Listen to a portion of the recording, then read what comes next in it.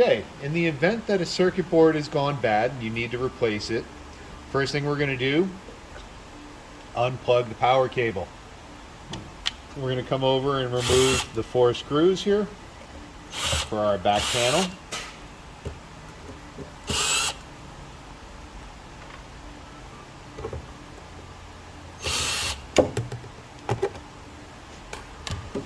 And we have the circuit board here. Now, your circuit board may not look exactly like this. We've gone through a few different generations of circuit boards. This is our current generation of circuit board. And so what we're going to do here is we're going to start removing the flag terminals from the blades on the circuit board. Now, all of these positions here are marked on the circuit boards, and as well, all of the flags themselves are marked so you know where to put the wires back on when you're done. As well, we have on the inside of the back panel our wiring diagram. It shows you just exactly where the wires go and which they are and what colors. Okay, so what we're going to do is we're going to take a pair of needle nose pliers.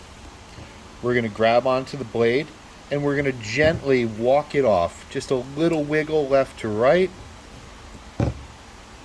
and gently tug them off.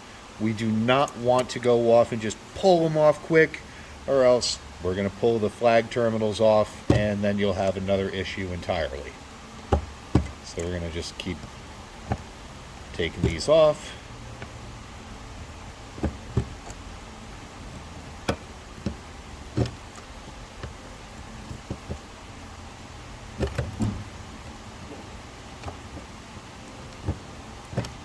Okay, now all of our wires are disconnected and they're fairly neat and in order.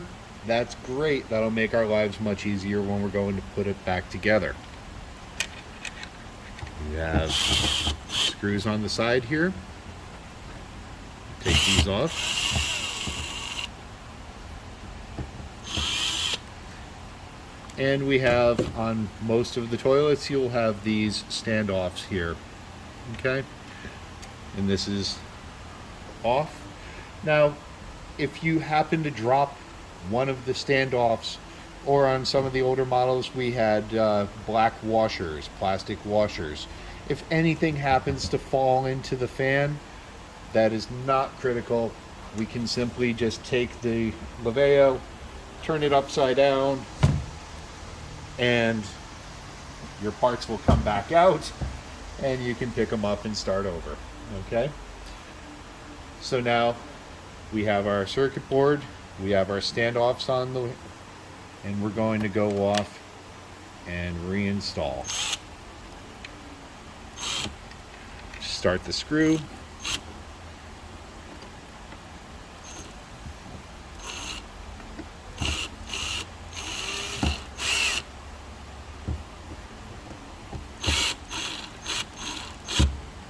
Now we want to go with very light pressure. And there we go, that's all set. Now we're going to go back over the wire connections.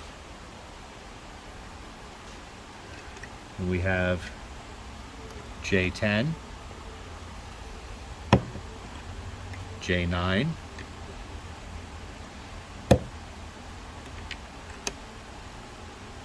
J8, J7.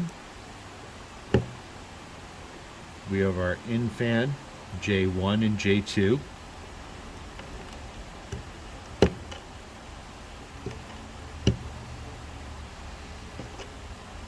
Then we have our twist motor, J3 and J4. And we have our out fan, J5 and J6. Now, if for some reason the connectors became too loose when you were maybe moving the terminal off of the flag terminal off of the blade, it might have gotten bent a little bit and there might have been a loosening and the contact right here.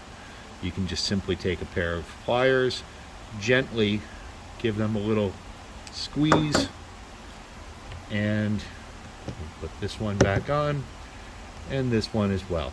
And if you need to, if it's tight, you can take your pliers and have them help you press those on. But you want those terminals to be fitting on there friction fit, fairly snug. So then we're going to go off and plug in our cable. 1 second, 2 seconds, and we just disconnect. And you're all set.